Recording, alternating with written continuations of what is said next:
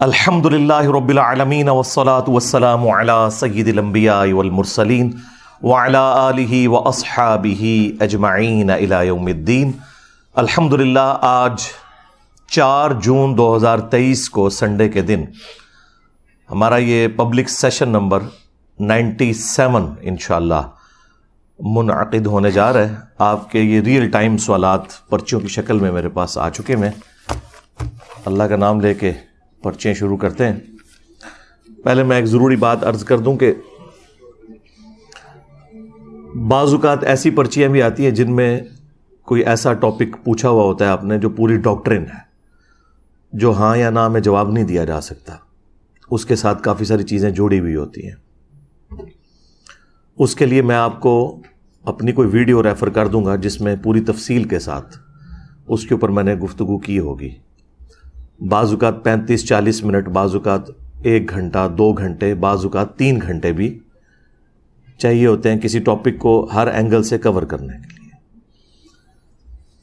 ہماری کوشش یہ ہوتی ہے کہ ہم مخالفین کے دلائل بھی آپ کے سامنے رکھیں تاکہ آپ کو یہ پتہ چلے کہ اگر کسی نے یہ عقیدہ اڈاپٹ کیا ہے تو کس بنیاد پہ کیا ہے، بجائے اس کے کہ ہماری ویڈیو دیکھنے کے بعد آپ کسی دوسرے شخص کی ویڈیو دیکھیں جو بالکل 180 ڈگری بات کر رہا ہے اور پھر آپ آ کے مجھ سے کاؤنٹر کوسچن کریں۔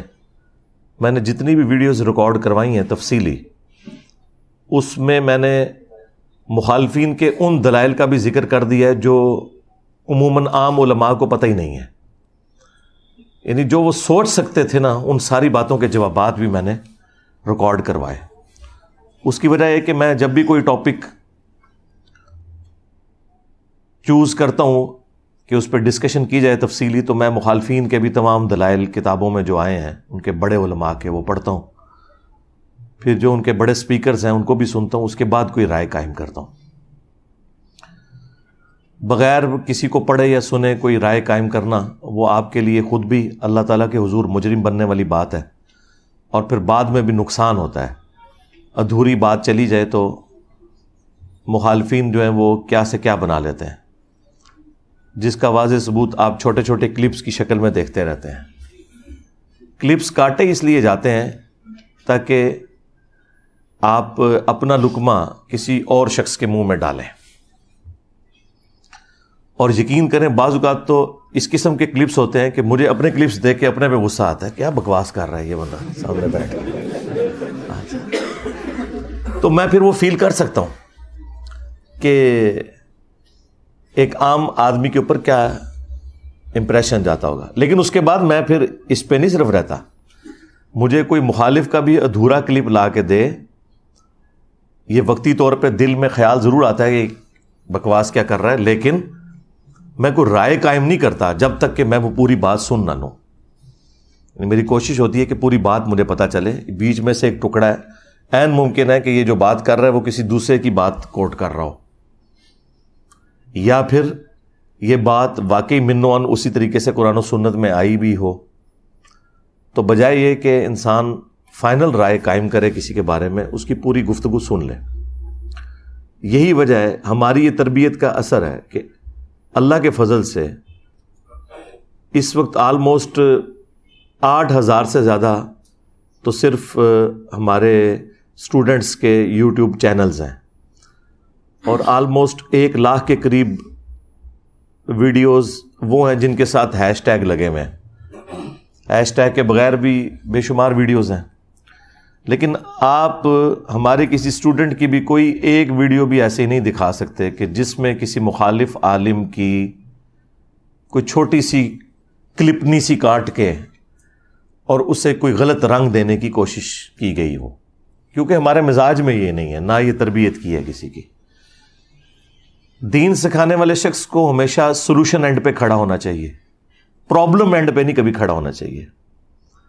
میں نے اپنی تحقیق کے دوران، اپنی ینگ ایج کے اندر، بہت کم لوگ ایسے پائے ہیں کہ جس سے جا کے جب آپ سوال کریں تو وہ اس سوال کو پازیٹیولی لیتا ہے، وہ فوراً ڈیفینسو موڈ میں جا کے آپ کے اوپر اٹیک کرنے کی کوشش کرتا ہے، کیونکہ اس کا مقصد آپ کی پرابلم کو سالو کرنا نہیں ہوتا بلکہ اپنے آپ کو ڈیفینڈ کرنا ہے۔ میرے پاس جتنے بھی کوشچنز آتے ہیں نا، میری کوشش ہوتی ہے میں سولوشن اینڈ پہ کھڑا ہوں اور یہ بات کسی طریقے سے ایک اچھے ٹیچر کی حیثیت سے سمجھا دوں. بعض اوقات کوئی ٹاپکس ایسے ہوتے ہیں جو پوری ڈاکٹرین ہوتے ہیں, ان کو آپ ایک جملے میں کور نہیں کر سکتے, جو مرضی آپ کریں. تو اس کے لیے میں پھر جب پرچیوں کو پڑھتا ہوں تو پھر میں اس میں آپ کو کوئی ویڈیو اپنی ریفر کر دوں گا کہ یہ میری ویڈیو دیکھ لیں, اس میں نے تفصیلی گفتگو کی ہے.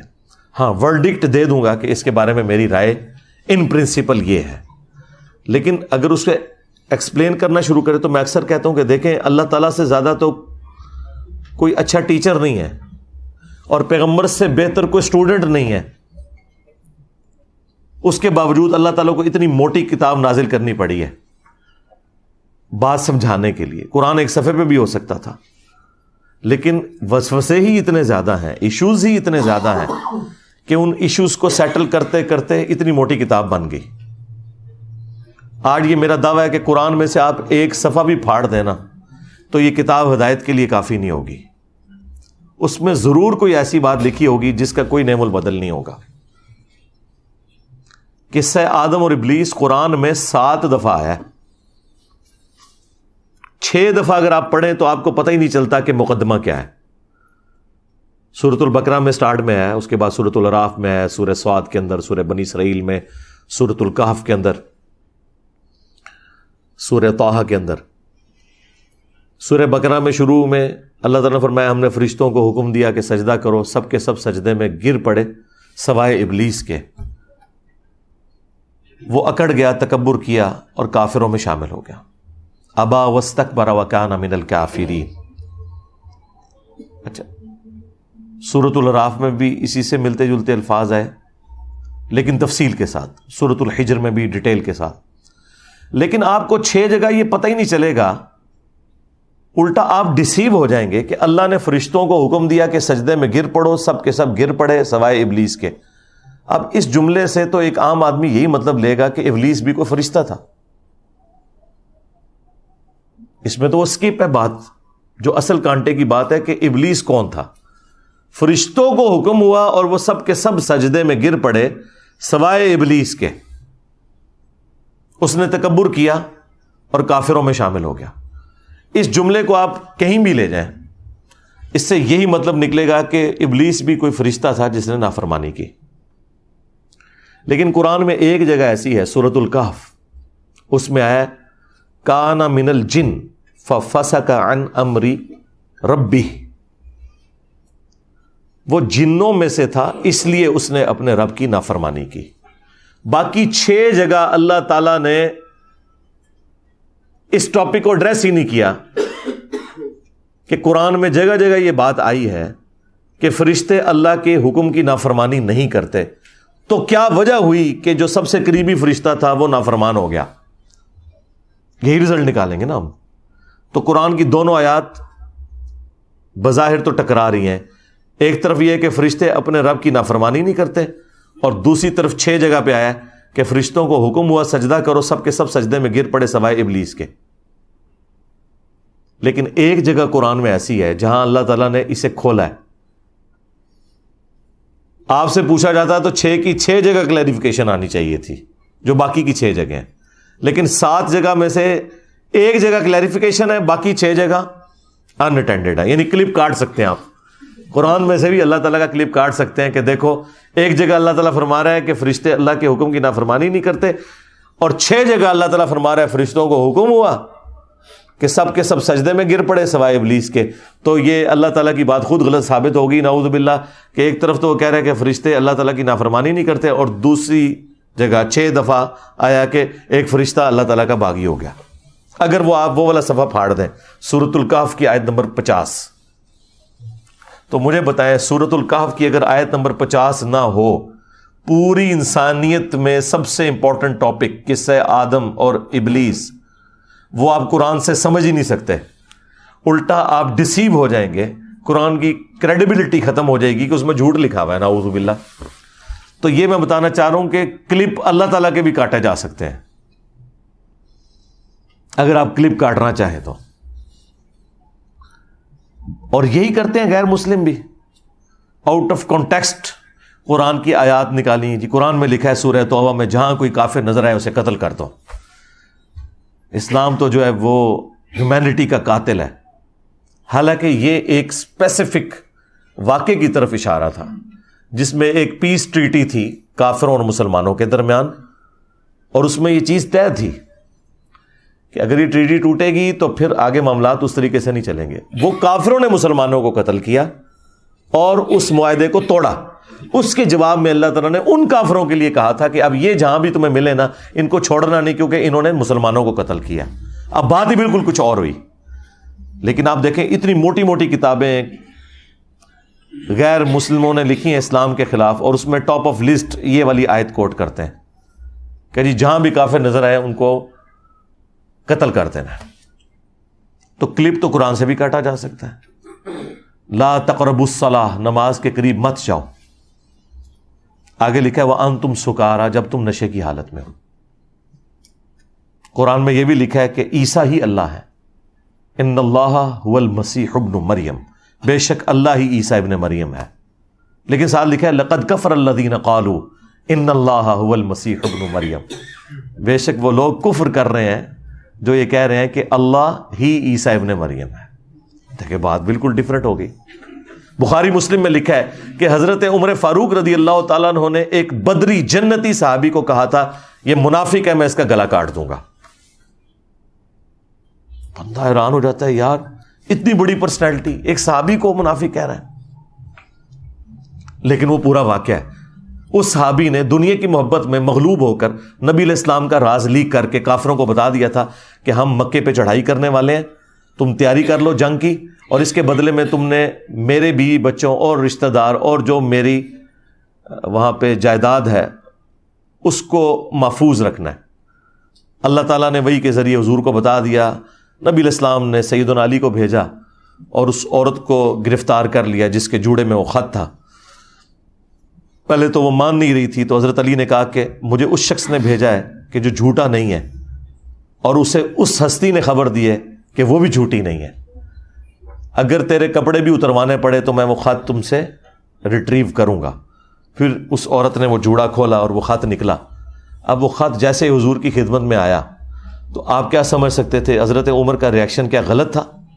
ابن ابی بلتا کو انہوں نے کہا یا رسول اللہ اجازت دیں اس منافق کا میں یہیں پہ گلا کاٹوں, اس نے نبی کے ساتھ غداری کی ہے. آپ نے فرمایا عمر چھوڑ دو. اصحاب بدر کی اگلی پچھلی غلطیاں اللہ نے معاف کر دی ہیں. پھر قرآن میں سورہ ممتحنہ کے اندر باقاعدہ آیات نازل ہوئی اتنے سخت الفاظ کے ساتھ, وہ ساری ابن ابی بلتا کے بارے میں ہے کہ تمہارا ایمان مکمل ہی نہیں ہو سکتا جب تک کہ تمہارے لیے ٹاپ پرائرٹی اللہ اس کا رسول نہ ہو جائے, اور تم ایسے لوگوں سے دوستیاں گانٹ رہے ہو کہ جو اللہ اور اس کے رسول کے دشمن ہیں. بڑے سخت الفاظ کے ساتھ اللہ تعالیٰ نے کنڈیم کیا. اب میں اس میں سے کلپ کاٹ لوں کہ حضرت عمر نے کہا کہ میں اس کا گلا کاٹ دوں گا, یہ منافق ہے. حضرت عمر نے بالکل ٹھیک کہا تھا, نبی کے ساتھ غداری ایک منافق ہی کر سکتا ہے. نبی علیہ السلام نے بھی بالکل ٹھیک کہا کہ یہ سب کچھ اس نے مجھ سے غداری اس لیے نہیں کی ہے کہ وہ مجھے پیغمبر نہیں مانتا, اس وجہ سے کہ دنیا کی محبت کا غلبہ ہو گیا. اور کس پہ ہو گیا؟ ایک بدری صحابی پہ. تو بنو امیہ شاہی کوئی نہیں. ہاں بدری جن کی اگلی پچھلی خطائیں معاف ہیں وہ بھی اپنے نبی کے ساتھ غداری کر جائیں. اس کا مطلب ہے کہ معصوم صرف پیغمبر ہوتا ہے, کوئی بڑے سے بڑا انسان معصوم نہیں ہو سکتا چاہے وہ صحابی کیوں نہ ہو. لیکن اس حدیث سے پھر امام بخاری نے ایک مسئلہ نکالا. انہوں نے اس حدیث کو ایک چیپٹر کی ہیڈنگ میں ڈالا اور اس پہ انہوں نے پتہ کیا ہیڈنگ باندھی کہ اگر کوئی شخص اپنے علم کی بنیاد پہ کسی کو منافق اور کافر کہہ لے تو وہ خود کافر اور منافق نہیں ہوگا. اس پہ وہ حدیث فٹ نہیں ہوگی بخاری مسلم کی کہ جس نے کسی مسلمان کو کہا اے کافر اے منافق اور وہ غلط کہہ رہا تھا تو اس پہ فتویٰ واپس آ جاتا ہے. امام بخاری نے فرمایا کہ یہ فتویٰ حضرت عمر پہ واپس اس لیے نہیں آئے گا کہ انہوں نے قرائن کی بنیاد پہ صحیح ڈیسیژن کیا ہے اپنی جگہ, اور اس سے بڑھ کر نبی علیہ السلام نے حضرت عمر سے توبہ بھی نہیں کروائی. بعد میں تو توبہ کروانی چاہیے تھی نا کہ تنو غلط فہمی ہو گئی ہے, نہیں کروائی. مراد یہ یعنی رجوع ریکارڈ نہیں کروایا حضرت عمر کا. ہاں اب مجھے بتائیں حضرت عمر ایک بدری کو منافق کہیں اپنے علم کی بنیاد پہ, حضور وہ غلط بھی ثابت کر دیں, اور حضرت عمر سے رجوع بھی نہ ریکارڈ کروائیں، اور امام بخاری اس سے یہ رزلٹ نکالیں کہ اگر کوئی شخص کسی صحابی کو بھی کافر اور منافق کہے اس علم کی بنیاد پہ جو اس تک غلط بات پہنچی، تو وہ کافر اور منافق نہیں ہوگا. اور یہ جملہ جب میں بول دوں تو کہتا ہے یہ کسی صحابی کو کافر کہہ دو تو بندہ کافر نہیں ہوتا. سرکار صحابی تو چھوڑ دو، جو صبح شام مجھے گالیاں نکالتے ہیں نا، جنہیں میں مسلمان سمجھتا ہوں، میں تو انہیں بھی کافر کہوں تو میں کافر ہو جاؤں گا. یہ اتنا سینسٹیو ایشو ہے، میں انہیں کافر نہیں مانتا. تو صحابی تو بہت اعلیٰ ترین درجہ ہے. لیکن جس شخص کو اپنے علم کی بنیاد پہ کوئی غلط بات پہنچی اور اس نے کسی صحابی کے بارے میں غلط رائے قائم کر لی اور معاذ اللہ کسی صحابی کو کافر اور منافق کہہ لیا، تو وہ کافر نہیں ہوگا. ہم اس کی اصلاح کی کوشش ضرور کریں گے. آج اگر کسی غالی رافضی کو یہ بتایا گیا کہ سیدہ فاطمہ کا قاتل سیدنا عمر ہے، تو ظاہر ہے اس نے تو سیدنا عمر کو گالی ہی دینی ہے. ہمارا کام یہ ہے کہ ہم اصلاح کریں گے اور اسے بتائیں گے کہ ایک جعلی بات ہے جو ان کی طرف منسوب کی گئی ہے، ایک جھوٹ ہے، لیکن اس کی بنیاد پہ ہم اسے کافر نہیں کہیں گے، کیونکہ اسے اپنے علم کی حد تک وہی کچھ پتا چلا جو کچھ حضرت عمر کو ابن ابی بلتہ کے بارے میں پتا چلا تھا. یہ پیورلی فقہی بحثیں تھیں، یہ پیورلی ایک علمی گفتگو تھی جو کتابوں میں لکھی ہوئی تھی، لوگ ہمیشہ سے ایکسیپٹ کرتے تھے. میں نے آگے چونکہ اسے ویڈیو میں بیان کیا، اور ویڈیو میں بیان کرنے سے یہ ہوا کہ جو ہمارے مخالفین تھے وہ تو بیچارے قصے کہانیاں سناتے تھے، انہوں نے کبھی بھی قرآن و حدیث بیان ہی نہیں کیا تھا. وہ بیچارے اپنی عزت چھپانے کے چکر میں میرے چھوٹے چھوٹے کلپ کاٹ کے دیکھو جی انہیں کہ کہتا جے، دیکھو جی انہیں کہ کہتا جے. اچھا مجھے اس کا کوئی نقصان نہیں ہوا. آپ میں سے مجھے بتائیں کتنے لوگ ہیں، چلیں ریل ٹائم ہم ڈیٹا لے لیتے ہیں، آپ میں سے کتنے لوگ ہیں کہ جنہیں میرا تعارف نیگیٹو ہوا تھا سٹارٹ میں؟ ذرا ہاتھ کھڑا کریں. شکریہ میرے تمام وہ علماء کرام، کام چک کے رکھو، ٹھیک ہے. یہ پبلسٹی انہوں نے کروائی ہے نا. تو جتنا بولتے ہیں اتنی اپنی بدنامی اپنے ذمہ لیتے ہیں. اللہ تعالیٰ نے انسان کو عقل دی ہوئی ہے.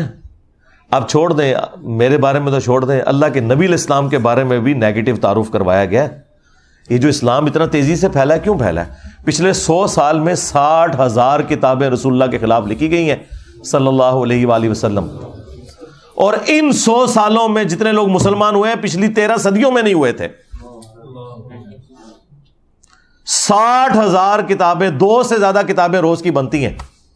60,000 کتابوں کے جواب دینے کے لیے بھی ہمیں عمر نوح چاہیے. ہم جواب دیتے ہیں ڈاکٹرن کا، ہر بات کا جواب نہیں دیا جاتا، ڈاکٹرن کا جواب ہوتا ہے. تو کیا نبی علیہ السلام کو انہوں نے ملائن کر لیا؟ کیونکہ اب میڈیا کا دور ہے، لوگوں نے اسٹڈی کیا.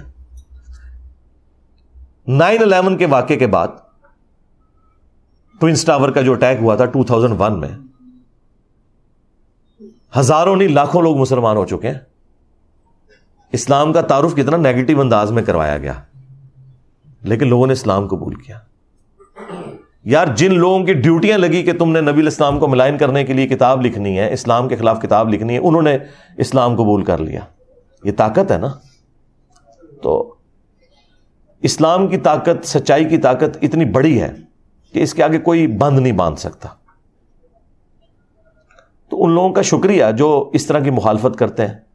میں نے شروع میں یہ بات کی تھی کہ اگر آپ لوگ چاہتے ہیں کہ آپ کے فرقے 30-40 سال اور نکال دیں تو خاموشی میرے بارے میں اختیار کر لیں. جتنا بولیں گے اتنی جلدی آپ کے فرقے ختم ہوں گے، کیونکہ میں نے تو چپ نہیں رہنا. میں تو ہر بات کا جواب دوں گا اور میں اور ایکسپوز کروں گا. اب تو خیر باتیں ریپیٹ ہی کرنی پڑتی ہیں، آلموسٹ کوئی اعتراض بچا ہی نہیں دنیا کا جو میرے پہ نہ لگایا ہو. تو میں جواب دے چکا ہوں، اب تو مجھے جواب بھی دینے کی ضرورت نہیں پڑتی. پرانے کلپس ہی جوڑ کے ہمارے اسٹوڈنٹس خود ہی جواب دے دیتے ہیں. تو یہ کلپ کاٹنے سے مجھے کوئی نقصان نہیں ہوگا. بار بار مجھے قادیانی کہنا، اس میں سے کیا نکلا ہے؟ انہوں نے نقصان اٹھایا نا. قادیانی یہ کہتے رہے میں نے چشتی رسول اللہ، اشول رسول اللہ پڑھ کے انہوں نے چولہا لا کے رکھ دیتی ہیں. یہ اس کی وجہ سے ہی ہوا نا سب کچھ. تو انہوں نے نقصان ہی اٹھایا نا اس کی وجہ سے. جتنا پروپیگنڈا کرتے ہیں میں اتنا ہی پھر دلیری کے ساتھ آ کے نہ مقابلہ کرتا ہوں کہ یار یہ یوں نہیں، یہ یوں تھا. ایک ایک چیز کا آ کے جواب دیتا ہوں، کوئی لحاظ نہیں کرتا. ابھی وہ اگلے دن ایک مولانا صاحب نے میرے خلاف کلپ چڑھایا ہوا اور گالیاں دیں. یقین کریں ہمارے اسٹوڈنٹس کو تو جو بیچارے جذباتی قسم کے ہیں نا، وہ ویڈیوز دیکھ کے غصہ آتا ہے. جو میرے ساتھ بیٹھنے والے ہیں نا، وہ میرے ساتھ بیٹھ کے ہنستے ہیں صرف ویڈیوز دیکھ کے. میں آج تک اپنے کسی میرے خلاف جتنی بھی گالی گلوچ والی ویڈیو ہے، مجھے کبھی بھی دیکھ کے نہ تو کبھی غصہ آیا نہ کبھی کوفت ہوئی ہے، بلکہ میری تو میمز ہی وہی ہوتی ہیں جس میں مجھے گالیاں نکال رہے ہوتے ہیں. کوئی مجھے تو مزہ آتا ہے کہ یار ان کے پاس اب کوئی چیز نہیں ہے سوائے گالیاں نکالنے کے. باقی اس چیز کا ضرور دکھ ہوتا ہے کہ ان کی کیا اسلامی تربیت ہوئی ہوئی ہے، وہ الگ بات، لیکن اس کا مجھ سے تو کوئی لینا دینا نہیں. تو اگلے دن ایک مولانا نے ایک ویڈیو چڑھائی ہوئی کہ انجینئر صاحب کے اندر ماں تے شاہی کوئی نہیں. اچھا اب اللہ کے بندو، مطلب یہ کوئی بات ہوئی ہوگی نا، اس کے کوئی شروع میں کوئی اول آخر کوئی بات ہوئی ہوگی، ٹھیک ہے. یہ بات تو اللہ کے نبی نے بات کی ہوئی ہے. بخاری مسلم دونوں میں حدیث ہے، تم میں سے کوئی شخص اس وقت تک مومن ہی نہیں ہو سکتا جب تک کہ میں اسے اس کے ماں باپ، اولاد، سب لوگوں سے بڑھ کر عزیز نہ ہو جاؤں. اسی کو میں نے ٹرانسلیٹ کیا کہ جہاں کہیں اللہ اور اس کے رسول کی بات آ جائے وہاں ماں باپ تو شاہی کوئی نہیں. آپ مجھے بتائیں، یہ تو حدیث ہے بخاری مسلم کی. اس کو ظاہر ہے میں نے اپنے انداز میں بیان کیا ہے نا. جو مفکرین ہوتے ہیں یا جو شعراء ہوتے ہیں وہ انہی باتوں کو ایک ڈفرنٹ فارم میں پریزنٹ کرتے ہیں، مطلب وہی ہوتا ہے.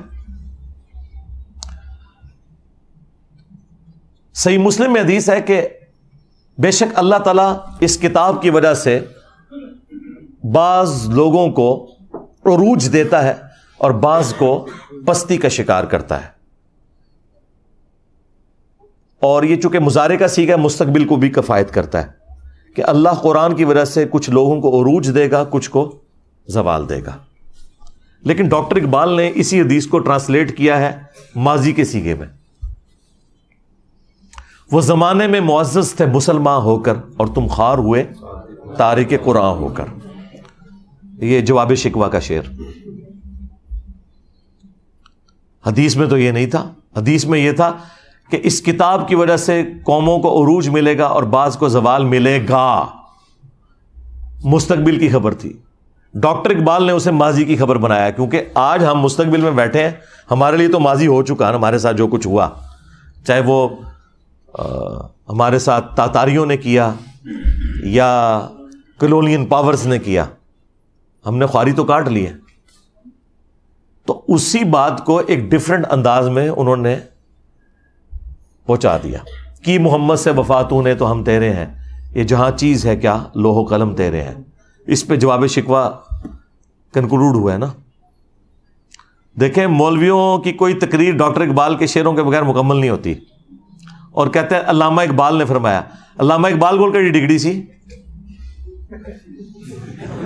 دسو. ہاں تمہارے بڑے بڑے مفتی علامہ اقبال کو کوٹ کرتے ہیں اور علامہ کہتے ہیں. علامہ تو وہ نہیں تھے، وہ تو ڈاکٹر تھے.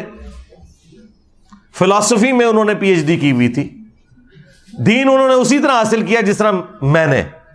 بہرحال میں نے تو الحمدللہ جس لیول کے اوپر آپ کے سامنے بیان کیا ہے، تو ڈاکٹر اقبال نے بھی ویسے بیان نہیں کیا کہ آپ کو آیات یا حدیث کے کوئی حوالے بتائے ہوں.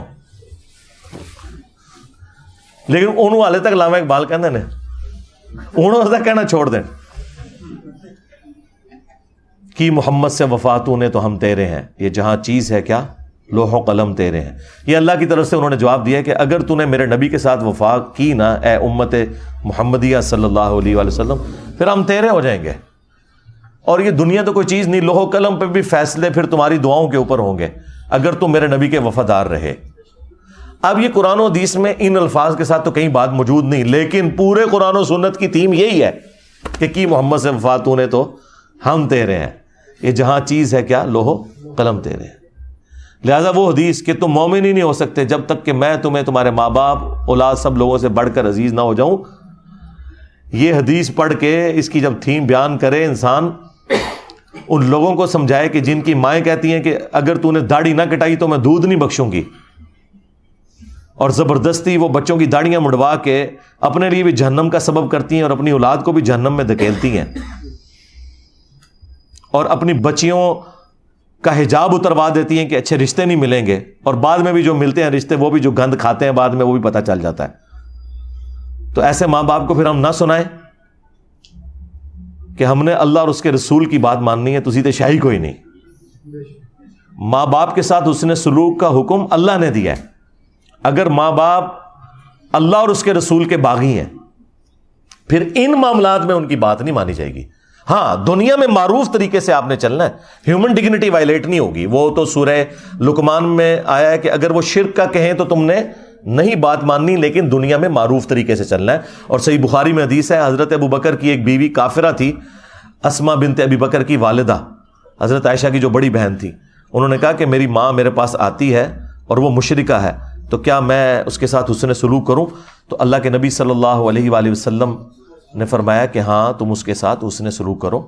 یعنی دنیا میں آپ نے معروف طریقے سے معاملات کو لے کے چلنا ہے، سیدھی سی بات ہے۔ اس طرح آؤٹ آف کانٹیکسٹ تو آپ جس کی بھی چیز کو کاٹتے رہیں، اس کا تو کوئی اینڈ ہی نہیں ہونا، آپ جو مرضی کرتے جائیں۔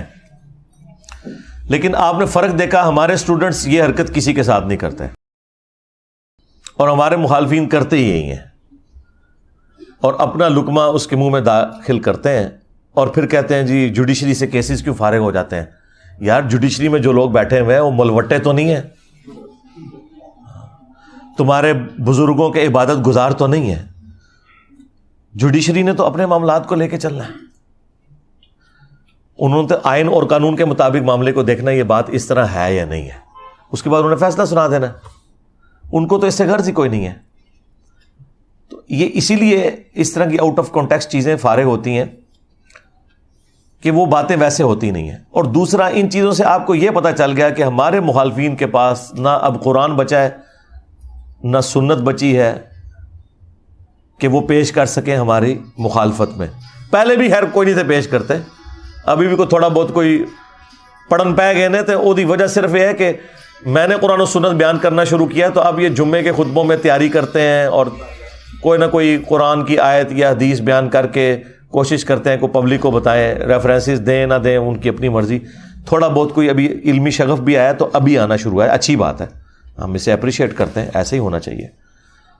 تو اس لیے میں جب کسی ٹاپک کے اوپر بات کروں اور وہاں پہ تفصیلی جواب ریکوائرڈ ہو تو میں بتا دوں گا آپ کو کہ بھی فلاں ویڈیو دیکھ لیں۔ ہر دفعہ تو میں ہر جواب کو ریپیٹ نہیں کر سکتا، اس کا تو پھر ہم تو یہاں کئی دن بیٹھے رہیں گے سوالات کے جوابات کے لیے۔ ورڈک دینا یہ میری ذمہ داری ہے، پرچی پڑھ کے آپ تک بات صحیح طریقے سے پہنچانا۔ اچھا، یہ باتیں میں جان بوجھ کے اس لیے کرتا ہوں کہ میں آج کے دور کا انسان ہوں۔ ہمارے استاد ڈاکٹر اسرار صاحب رحمہ اللہ تعالیٰ ان کی غلطیوں سے درگزر فرمائے، انہیں نیک کاموں کا اجر عطا فرمائے۔ یہ میں ڈمی میوزیم والے ڈاکٹر اسرار صاحب کی بات نہیں کر رہا، پیچھے کرو کیمرہ دکھایا کرو نا، تسی شارٹاں بنانے تے لگے ہوئے ہو۔ تو میں ان کی بات نہیں، اوریجنل والے ڈاکٹر اسرار صاحب کی بات کر رہا ہوں، یہ ہم نے ان کی یاد میں رکھا ہوا ہے انہیں۔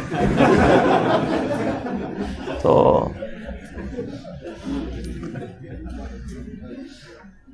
ڈاکٹر اسرار صاحب رحمہ اللہ تعالیٰ کی کافی ساری باتیں مجھے بعد میں رہ رہ کے یاد آتی ہیں۔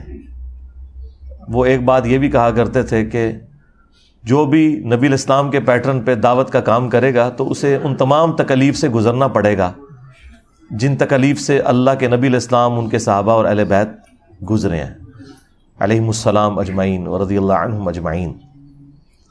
تو کسی نہ کسی درجے میں۔ اور دوسرا وہ یہ بات کیا کرتے تھے، وہ کہتے تھے مجھ سے بڑے قرآن کے علماء موجود ہیں لیکن لوگ ان کی تقریر میں بھی عربی خطبے میں ہی جاتے ہیں، اور میں کوئی عالم بھی نہیں ہوں لیکن لوگ میری بات سنتے ہیں۔ وہ کہتے تھے اس لیے کہ میں MBBS ڈاکٹر ہوں، جس کی وجہ سے میرے پاس دنیاوی تعلیم ہے، اور میں آج کے دور کا انسان ہوں۔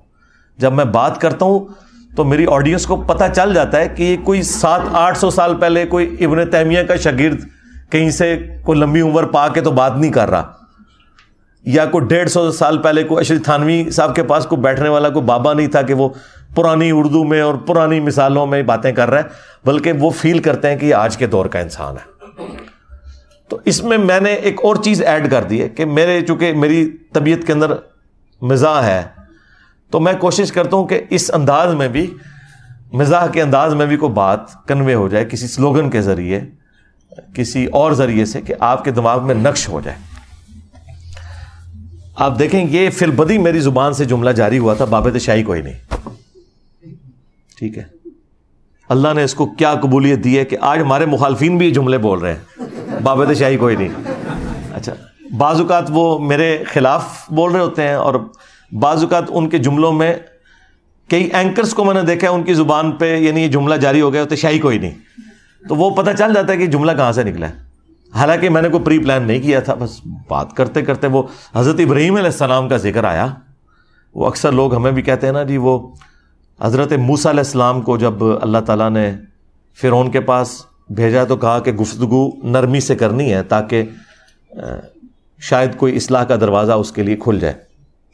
تو اس کو میں نے ریبٹل کیا تھا کہ قرآن میں حضرت موسیٰ علیہ السلام کے بارے میں یہ ذکر آیا تو اس کانٹیکسٹ میں تھا کہ موسیٰ علیہ السلام کی طبیعت میں سختی بہت زیادہ تھی، تو ظاہر ہے کہ اس سختی کو نرم کرنے کے لیے اللہ تعالیٰ نے ان سے یہ فرمانا تھا۔ دوسری طرف ہم ہیں ابراہیمی، ابراہیم علیہ السلام کا ایٹیچیوڈ تو سورۃ الانبیاء میں آیا کہ جب ان کا باپ انہیں کہتا ہے نا کہ تو میرے بزرگوں کے خلاف ہو گیا ہے، تو وہ سیدھے ہو جاتے ہیں، انتم وآباؤکم فی ضلال مبین، تو بھی ابا اور تیرے سارے بزرگ بابے کھلی گمراہی میں تھے۔ اب ہم موسوی بنے یا ابراہیمی بنے، ہم تو دین ابراہیمی کے اوپر ہیں، ٹھیک ہے؟ تو ابراہیم علیہ السلام تو سیدھے ہو گئے۔ اچھا، یہ آیت پڑھتے پڑھتے جب میں نے ترجمہ کیا نا، تو میں نے کہا کہ آپ اندازہ کریں کہ حضرت ابراہیم علیہ السلام جب اپنے بزرگ بابوں کے بارے میں اس طریقے سے گفتگو کر رہے ہیں تو تواڈے بابے تے شاہی کوئی نہیں۔ بس وہ جب یہ جملہ میری زبان میں آیا تو پھر وہ چڑھنا شروع ہو گیا، بابے تے شاہی کوئی نہیں، بابے تے شاہی کوئی نہیں۔ اور ابراہیم علیہ السلام نے بھی یہی کہا۔ اگر دیکھیں انتم وآباؤکم فی ضلال مبین، تو بھی تیرے سارے بابے بھی گمراہ تھے، تو وہ کیا کہہ رہے تھے؟ بابے تو شاہی کوئی نہیں، بلکہ اس سے اگلا ورژن گمراہ تھے۔ میرا تو پھر بھی سافٹ نہ رہا ہے، ٹھیک ہے؟ پھر ہم نے اس کو کمپلیٹ کیا۔ میں پھر ہاں یہ جو پہلا جملہ ہے نا، یہ میں نے سوچ کے پھر میں نے کہا اس کو میں نے نا سلوگن پورا کرنا ہے شعر کی شکل میں، کہ نبی کے جیسا ہے ہی کوئی نہیں، بابے تھے شاہی کوئی نہیں۔ پھر اس کو میں نے مزید ریفائن کیا، میرے نبی سا ہے ہی کوئی نہیں، تیرے بابے تھے شاہی کوئی نہیں، ٹھیک ہے؟ تو اس طریقے سے یہ حادثاتی طور پہ ایسے معاملات ہوئے ہیں سارے کے سارے۔ علی بھائی، آپ نے تقریباً سارے اسلامی ٹاپکس کو مکمل کر لیا، اب آگے آپ کا مشن کیا ہے؟ آگے مشن وہی ہے جو سٹارٹ دن سے تھا، یعنی اللہ کے نبی علیہ السلام کا ایک مشن تھا نا کہ آپ نے اپنی مبارک دعوت امت تک پہنچائی، آگے امت کا مشن ہے کہ اس دعوت کو آگے تک پہنچانا ہے۔ اس مشن سے مراد اگر آپ یہ لے رہے ہیں کہ میں نے کوئی سیاسی جماعت بنانی ہے تو بالکل نہیں ہے، اللہ تعالیٰ معاف کرے، یا کوئی میں نے مذہبی جماعت بنانی ہے تو بالکل کوئی ایسا ارادہ نہیں ہے۔ یہ نبیوں والا کام ہے اور یہ نبیوں والے طریقے پہ ہی آگے چلے گا۔ کنتم خیر امۃ اخرجت للناس تأمرون بالمعروف وتنہون عن المنکر، تم بہترین امت ہو جو لوگوں کے نفع کے لیے نکالی گئی کہ لوگوں کو نیکی کا حکم دیتے ہو اور برائی سے روکتے ہو۔ ہماری امت کی فضیلت اس وجہ سے نہیں ہے کہ ہم امت محمدیہ ہیں صلی اللہ علیہ وآلہ وسلم، بلکہ اس وجہ سے ہے کہ ہم اس شخص کی امت ہے کہ جس پہ اللہ تعالیٰ نے ختم نبوت کی، اور اس ختم نبوت کی برکت سے اس کی امت کو نبیوں والا کام ٹرانسفر کر دیا۔ بیسیکلی اس کام کے ٹرانسفر ہونے کی وجہ سے یہ فضیلت ہے۔ اگر نبیوں والا کام اس امت کو ٹرانسفر نہ ہوتا تو ہم بھی اگلی امتوں کی طرح ایک عام امت ہوتے۔ لیکن دیکھیں یہ خوش نصیب امت، بخاری مسلم میں آیا کہ قیامت کے دن بعض انبیاء اس حال میں اللہ کے حضور آئیں گے کہ کسی کے ساتھ صرف 4 بندے ہوں گے جو ان پر ایمان لائے، کسی کے ساتھ 3، کسی کے ساتھ 2، کسی کے ساتھ 1، اور کسی کے ساتھ 1 بھی نہیں ہوگا، اکیلا آئے گا کہ یا اللہ میں نے اپنی پوری کوشش کی، کسی نے بات ہی نہیں سنی۔ اب مجھے بتائیں اگر انبیاء قیامت کے دن اس حال میں آ رہے ہیں تو وہ ہمارے اسٹوڈنٹس جو پریشان ہوتے ہیں کہ جی ہم نے بڑی کوشش کی, کوئی ایک بندہ بھی چینج نہیں ہوا. سرکار کوئی مسئلہ نہیں ہے. ہمارے استاد ڈاکٹر سراج صاحب کہا کرتے تھے جس نے کسی کو اللہ کے نبی کا پیغام پہنچا دیا, اسے ہدایت ملے نہ ملے اس کی اپنی ہدایت ہو گئی ہے, کیونکہ اس نے وہ جو 4 شرائط ہیں ان پہ عمل کر لیا ہے. الا الذین آمنوا وعملوا الصالحات, یہ بڑا آسان ہے. اگلی 2 مشکل ہیں, وتواصوا بالحق, حق بات کی وصیت کرنا, وتواصوا بالصبر, اس کے بعد پھر تکلیف تو شدنی چیز ہے, ڈیسٹنی میں مقرر ہے, اس پہ صبر کرنا ہے. تو جب آپ کسی کو دعوت دیتے ہیں, اس کے اگینسٹ آپ کو جو تکلیف اٹھانی پڑتی ہے, کبھی اس کی تیکھی باتیں سن کے اور کبھی ہلکی سی مایوسی چھا جاتی ہے کہ یہ بات کیوں نہیں سمجھ رہا, تو بس آپ کی وہ 4 شرائط پوری ہوگی, آپ اپنا جنت کا ٹکٹ کٹوائیں اور نکلیں. یہ آپ کے اپنے ٹکٹ کے لیے 4 چیزیں ضروری ہیں. آپ اختلافی موضوعات پر بہت زیادہ بولتے ہیں, لیکن ان کی نسبت آپ حقوق العباد پہ بہت کم بولتے ہیں. بالکل آپ نے غلط کہا. حقوق العباد پہ بھی جتنی ویڈیوز میری ہیں اور کسی کی نہیں ہیں. آپ نے چونکہ اختلافی موضوعات ہی سنے ہیں تو آپ کو پتہ ہی نہیں چلے گا. اب جنہوں نے ہدایہ وکٹری چینل یا ہدایہ پورٹل چینل سنا ہے نا, آپ ذرا ادھر نیچے جا کے لوگوں کے کامنٹس دیکھیں کہ علی بھائی کی ہمیں یہ بات بڑی پسند ہے کہ وہ کوئی اختلافی بات نہیں کرتے. ادھر یہ لکھا ہوا نیچے. کیوں بھائی؟ جنہوں نے ممی ڈیڈی چینلز دیکھے ہوئے ہیں انہیں کیا پتا کہ یہ بھی مسئلے ہیں. ٹھیک ہے, اب مجھے بتائیں, نعمان علی خان ہے, ڈاکٹر ذاکر نائک ہے, ان بیچاروں کا سب کانٹیننٹ کے مسلمانوں سے کیا لینا دینا؟ یہاں تو ایک بندہ پوری کھونگ ہے. بندہ, مولوی تو چھوڑ دیں, مولوی تو ڈین ہے, بندے جڑے نے کھونگا نے. تو ادھر تو پھر میری جیسی بڑی ڈین چاہیے نا ان کے اوپر. ہاں, تو یہ ادھر کے مسائل ہیں. ٹھیک ہے, تو ادھر تو پھر یہی چیز چاہیے ہوگی. تو اس لیے میں ہر ٹاپک کو ایڈریس کرتا ہوں. ایتھیزم کے خلاف سب سے زیادہ میری ویڈیوز ہیں, باقی تو صرف ویلاگز بناتے ہیں کہ جی ہو گیا. درجنوں ویڈیوز اس سے بیسٹ فارم میں کسی نے اور پریزنٹ ہی نہیں کی ہیں, سائنٹیفک فیکٹس کے اوپر, حقوق العباد کے اوپر. اور سب سے بڑھ کر یار قرآن کی تفسیر, اس پلانٹ ارتھ پہ کتنے بندے ہیں جنہوں نے پوری قرآن کی تفسیر ریکارڈ کروائی ہو؟ طارق جمیل صاحب نے قرآن کی تفسیر ریکارڈ کروائی ہے, الیاس قادری صاحب نے, ثاقب رضا مصطفی صاحب نے. میں نے دوسری دفعہ شروع کی ہوئی ہے, ایک دفعہ 344 لیکچرز میں اور دوسرے بھی 150 ہو چکے ہیں, سورہ یونس مکمل ہوئی ہے. ابھی تو صرف میں آپ کو یہ بتا رہا ہوں کہ میں نے کام کیا ہے. ابھی میں اگر اس کا کریٹیکل انالیسس کروں کہ باقی لوگوں نے تفسیر کیا ریکارڈ کرائی اور میں نے کیا مواد دیا ہے, تو وہ تو کمپیریزن ہی کوئی نہیں ہے. ہاں, میں جس طرح کراس ریفرنسز آیات کے, احادیث کے دیتا ہوں اور پھر تمام اختلافی موضوعات کے اوپر تفصیل سے بولتا ہوں, وہ ڈاکٹر سرار صاحب نہیں بولے, نہ ان کی کمپیٹنسی تھی, کیونکہ وہ کہتے تھے میں اختلافی موضوعات میں امی ہوں. لیکن میں نے ہر آیت جو کسی فرقے کی دلیل تھی, جب میں اس پہ آیا ہوں, میں پھر تفصیل سے بولوں کہ یہ آیت ہے, اس سے یہ رزلٹ نکالتے ہیں. میں اب آپ کو آپٹیمل سولوشن دیتا ہوں. اسی وجہ سے 344 لیکچرز میں ہوا نا, ورنہ 100 لیکچرز میں بھی پورا قرآن مکمل ہو سکتا تھا. تو ہر ٹاپک کے اوپر آپ ذرا حقوق العباد میں آپ وراثت کے قوانین لکھیں, وراثت کیلکولیٹ کرنے کا طریقہ, وراثت کی امپورٹنس, میاں بیوی کے جو حقوق ہیں, وومنز رائٹس ان اسلام, وہ آپ دیکھیں, میری ویڈیوز ہی کھلیں گی. ماں باپ کو اف تک نہ کہو, آپ یہ لکھیں, میری ویڈیو کھلے گی. تو یہ آپ کا موقف غلط ہے. ہاں, آپ کو جن لوگوں نے شیئر کروائی ہے ویڈیو کوئی, تو ظاہر ہے وہی والی کروائی ہوگی. تو اب رمضان کے مہینے میں ظاہر ہے روزوں سے متعلق ہی اگر کوئی آپ کو بات شیئر کرے تو آپ کو تو یہ لگے گا کہ شاید میں صرف رمضان کے روزوں پہ ہی بولا ہوا ہوں. تو ایسا تو نہیں ہے. ابھی تو آپ محرم آنے دیں تو آپ کو لگے گا کہ محرم پہ ہی بولا ہوا ہوں صرف. ٹھیک ہے نا. تو ہر ٹاپک پہ بات کی ہوئی ہے اللہ کے فضل سے, اب بے فکر ہے. ہمیں کچھ بھائی کہتے ہیں کہ حضرت علی حضرت معاویہ کا معاملہ اسلام کا تاریخی معاملہ. نہیں جی, تاریخی معاملہ نہیں ہے.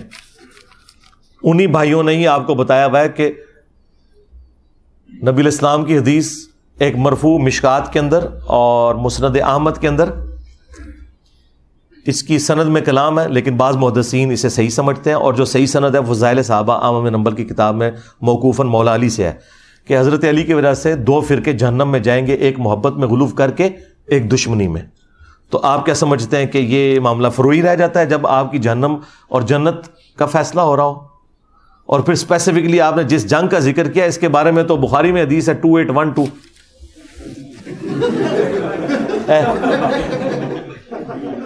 2812 تقتلہ الفئۃ الباغیہ یدعوہم الی اللہ ویدعونہ الی النار. افسوس ہے عمار، تجھے ایک باغی جماعت قتل کرے گی، تو انہیں اللہ اور جنت کی طرف بلائے گا، وہ جماعت جہنم کی طرف بلائے گی. بھائی جہاں پہ اتنی بڑی بڑی باتیں ہو رہی ہیں وہاں آپ کہہ رہے ہیں تاریخی بات ہے صرف. ہاں اگر آپ ہسٹری کے پوائنٹ آف ویو سے کہہ رہے ہیں وہ تو قرآن بھی تاریخی کتاب ہے ایک، قرآن میں بھی تو تاریخ بیان ہوئی ہے. حضرت یوسف علیہ السلام ان کے بھائیوں کا جو واقعہ ایک تاریخ ہے گزر چکی، لیکن آج تک مثال دی جاتی ہے برادران یوسف کی کہ انہوں نے زیادتی کی، صحابی ہوتے ہوئے ایک نبی کے ساتھ زیادتی کی. اگر ایک صحابی نبی کے ساتھ زیادتی کر سکتا ہے تو ایک صحابی دوسرے صحابی سے زیادتی کرے تو یہ بات تو شاہی کوئی نہیں رہتی. اور صحابی بھی ڈبل، حضرت یوسف علیہ السلام کے بھائی حضرت یوسف کے بھی صحابہ ہیں اور حضرت یعقوب اپنے والد کے بھی صحابہ ہیں. اور غداری کس سے کر رہے ہیں؟ حضرت یعقوب سے بھی غداری کی کہ ان سے ان کا بیٹا چھین لیا، اور حضرت یوسف علیہ السلام کے ساتھ جو زیادتی کی اپنے بھائی کے ساتھ بھی زیادتی کی. جب سے میں نے رفع الیدین شروع کیا ہے گاؤں والے اور سارے گھر والے مجھے کہتے ہیں آپ قادیانی ہو گئے. کوئی علمی جواب دیں. علمی جواب یہ ہے کہ انہیں کہیں کہ میں آج ہی رفع الیدین چھوڑ دوں گا، قادیانیوں کی عبادت گاہ میں چلتے ہیں. اگر قادیانی بریلوی اور دیوبندیوں کے طریقے پہ حنفی طریقے پہ نماز پڑھ رہے ہوئے تے تواڈے پرا تے جے رفع الیدین کر رہے ہون تے میرے پرا، تے دیکھو کیسی بولتی بند ہوگی. اور قادیانی تو حنفی ہیں، ان کے بڑے مربی کی میں نے ویڈیو چلا دی ہے، اس پہ بھی میرا کلپ ریکارڈ ہے. حنفی بریلوی، حنفی دیوبندی اور حنفی قادیانی، آپ جا کے لکھیں. تو ان کو آپ قرآن حدیث بتانے کی ضرورت نہیں، انہوں کو آؤ چلیے قادیانیاں دی عبادت گاہ تکنے کہ تواڈے بھرا نے یا میرے بھرا نے، تے تواڈے بھرا نکلنے نے. میرے پاس ایک بھائی اٹلی میں وہ تبلیغی جماعت کے امیر تھے، ان کا چھوٹا بھائی جو ہے وہ میرے پاس آتا تھا، ویڈیوز دیکھ کے وہ پہلے گمراہ ہوا اور پھر وہ اپنے بڑے بھائی کو لے کے آ گیا کہ جی آپ نے میرے بھائی کو قادیانی کر دیا. میں نے ان کی بات بڑی تحمل مزاجی سے سنی. میں نے کہا جی کوئی لڑنے والی بات نہیں ہے، ہمارے گھر کے قریب ہی آلموسٹ 1 کلومیٹر سے بھی کم فاصلے پہ قادیانیوں کی عبادت گاہ ہے، ہم وہاں جاتے ہیں. اگر تو قادیانی تبلیغی جماعت والے طریقے پہ نماز پڑھ رہے ہوئے تو وہ آپ کے بھائی ہوں گے، اور اگر وہ رفع الیدین سے نماز پڑھ رہے ہوئے تو ہمارے بھائی ہوں گے. ابھی فیصلہ کر لیتے ہیں. کہتے ہیں نہیں رہنے دیں. تھوڑی دیر پہلے کانفیڈنس لیول آسمان پہ، اور تھوڑی دیر بعد ہونا تو چاہیے تھا کہ وہ کہتا کہ جی میں آپ سے معافی مانگتا ہوں، میں نے جھوٹا الزام لگایا، میں آپ کے ساتھ چلتا ہوں. تو آپ ذہن میں رکھیں قادیانی رفع الیدین نہیں کرتے، قادیانی بریلوی اور دیوبندیوں کے طریقے پہ نماز پڑھتے ہیں، اس طریقے پہ نہیں پڑھتے جو بخاری مسلم میں آیا. سیدنا سعد بن وقاص رضی اللہ تعالیٰ عنہ شیعان علی میں سے تھے. کیا انہوں نے بھی جمل صفین میں مولا علی کا ساتھ نہیں دیا؟ جی انہوں نے ساتھ نہیں دیا، لیکن وہ اس طرح کے بھی نیوٹرل نہیں تھے کہ جو دونوں پارٹیوں کو غلط سمجھتے ہیں. وہ حضرت علی کے ساتھی تھے اس حوالے سے کہ اپنی وفات تک سعد ابن ابی وقاص رضی اللہ تعالیٰ عنہ بنو امیہ کے مخالف رہے. اور میرے ریسرچ پیپر جو کربلا والا ہے اس میں آپ کو کتنی روایتیں ملیں گی کہ جب کبھی بھی بنو امیہ نے حضرت علی کے بارے میں کوئی بکواس کیا تو سعد ابن ابی وقاص ان کو ٹوکتے تھے اور مخالفت کرتے تھے. آپ دیکھیں یہ سنن نسائی الکبریٰ میں حدیث ہے خصائص علی والے چیپٹر کے اندر، میں نے اس میں ڈالی ہے. کچھ تابعین سعد ابن ابی وقاص کو ملنے آتے ہیں تو حضرت سعد ابن ابی وقاص پہلی بات ہی ان سے یہ کرتے ہیں کہ میں نے تمہارے بارے میں سنا ہے کہ تم حضرت علی کے بارے میں نازیبا کلمات اپنی زبان سے نکالتے ہو. تو تابعین کہنا شروع ہوئے کہ معاذ اللہ، او نہیں معاذ اللہ، اے معاذ اللہ زبر نال، معاذ اللہ، اللہ کی پناہ، ہم سوچ بھی نہیں سکتے حضرت علی کے بارے میں. تو سعد ابن ابی وقاص نے فرمایا کہ یہ جو بنو امیہ کے لوگ ہیں یہ اگر میرے سر کے درمیان میری مانگ کے اوپر آرا رکھیں لوہے کا اور مجھے دھمکی لگائیں کہ تیرے 2 ٹکڑے کر دیے جائیں گے، تو حضرت علی کے بارے میں کوئی ایک جملہ بھی ایسا بول جو نیگیٹو ہو تو میں اپنے 2 ٹکڑے کروا لوں گا، لیکن حضرت علی کے بارے میں ایک جملہ بھی میں تنقیص کا نہیں بولوں گا، کیونکہ جو کچھ میں نے رسول اللہ سے حضرت علی کی شان میں سن رکھا ہے۔ تو سعد ابن ابی وقاص تو اتنے دلیر تھے اس معاملے میں۔ پھر اسی چیپٹر میں سنن نسائی الکبریٰ کے خصائص علی والے میں وہ روایت موجود ہے جو مسلم شریف میں 6220 ہے، جب امیر شام نے ابھارا تھا سعد ابن ابی وقاص کو کہ آپ حضرت علی کی تنقیص کریں، انہوں نے کہا میں کبھی بھی نہیں کروں گا، میں نے 3 باتیں ایسی سنی ہیں علی کے بارے میں کہ مجھے ایک بھی مل جائے تو میرے لیے سرخ اونٹوں سے بہتر ہے۔ اور یہ وہ شخص کہہ رہا ہے کہ جو حضور کا ماموں ہے، عشرہ مبشرہ میں سے ہے، خود جنتی صحابہ میں سے، پہلے 10 مسلمانوں میں سے ہے سعد ابن ابی وقاص، اور خود مولا علی بخاری مسلم میں روایت کر رہے ہیں کہ میں نے اپنے کانوں سے نبی علیہ السلام سے ایک شخص کے بارے میں یہ سنا ہے کہ میرے باپ تیرے پہ قربان، سعد تیر چلا غزوہ احد کے موقع پر، اور وہ سعد کہہ رہا ہے کہ مجھے علی ولی ایک فضیلت بھی مل جائے نا تو میرے لیے وہی کافی ہے۔ پھر انہوں نے کہا سن معاویہ 3 فضائل، مسلم شریف 6220۔ نمبر 1، نبی علیہ السلام نے خیبر کے موقع پر فرمایا تھا کل اس کے ہاتھ میں جھنڈا دوں گا جو اللہ اور اس کے رسول سے محبت کرتا ہے، اللہ اور اس کا رسول اس سے محبت کرتے ہیں۔ ہم پوری رات اس شوق میں سوئے نہیں کہ وہ خوش نصیب کون ہوگا، اور صبح مولا علی کو حضور نے جھنڈا دیا۔ اور مسلم کے الفاظ ہیں، ابو ہریرہ کہتے ہیں کہ حضرت عمر مجھ سے کہا کرتے تھے کہ مجھے اس دن حضرت علی پہ رشک آیا کہ کاش وہ جھنڈا مجھے ملتا۔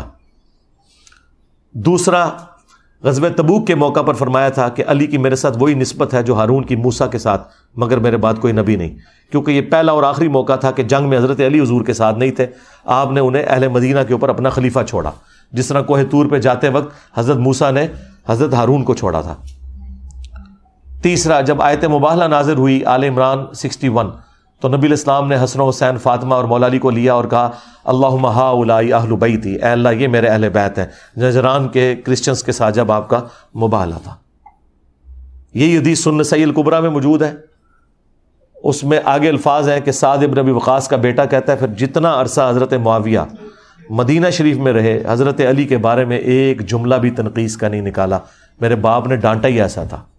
تو حضرت سعد ابن ابی وقاص ہر موقع پہ ڈانٹتے تھے۔ المستدرک للحاکم میں وہ تفصیلی حدیث نہیں ہے کہ مدینے کے بازار سے حضرت سعد گزر رہے تھے تو ایک ہجوم دیکھا انہوں نے، ایک گھوڑ سوار تھا جو حضرت علی کے اوپر سب و شتم کر رہا تھا، تو حضرت سعد ابن ابی وقاص نے اپنی سواری وہاں روکی تو لوگوں نے ان کے احترام میں وہ راستہ چھوڑ دیا۔ آپ مجمع کو چیرتے ہوئے آگے آئے اور کہا کہ تو کس دلیل کی بنیاد پہ حضرت علی کے بارے میں یہ بکواس کر رہا ہے؟ مجھے بتا، کیا علی پہلا شخص نہیں جو رسول اللہ پر ایمان لایا؟ کیا علی پہلا شخص نہیں جس نے رسول اللہ کے ساتھ نماز حرم میں ادا کی؟ کیا علی وہ شخص نہیں کہ جو ہر جنگ میں حضور کا جھنڈا آگے لے کے چلتا تھا؟ کیا علی وہ شخص نہیں ہے کہ جو حضور کا داماد ہے، فاطمہ کا شوہر، جن سے حضور کی آل آگے چلی ہے؟ انہوں نے حضرت علی کے اتنے فضائل سنائے اور اس کے بعد کہا کہ اے اللہ اپنی قدرت کا کرشمہ دکھا، یہ تیرے ولیوں میں سے ایک ولی کے بارے میں بکواس کر رہا ہے، اسی وقت اس سے بدلہ لے۔ بس اتنی بات حضرت سعد نے کی، وہ تو ظاہر مستجاب الدعوات تھے، تو وہ اس کا گھوڑا بدکا اور اس گھوڑے نے اپنے گھوڑ سوار کو، پاس ہی ایک پتھر تھا اس کے اوپر پٹخا، اس کی ادھر ہی جو ہے جان نکل گئی، وہ آرام موت مر گیا۔ تو یہ میں نے آپ کو 3 مختلف مواقع پہ سعد ابن ابی وقاص کا بتایا کہ وہ کتنے بڑے شیان علی میں سے تھے اور وہ حضرت علی کے دفاع کے لیے ہمیشہ کھڑے ہوتے تھے۔ باقی آپ ریسرچ پیپر پڑھ لیں۔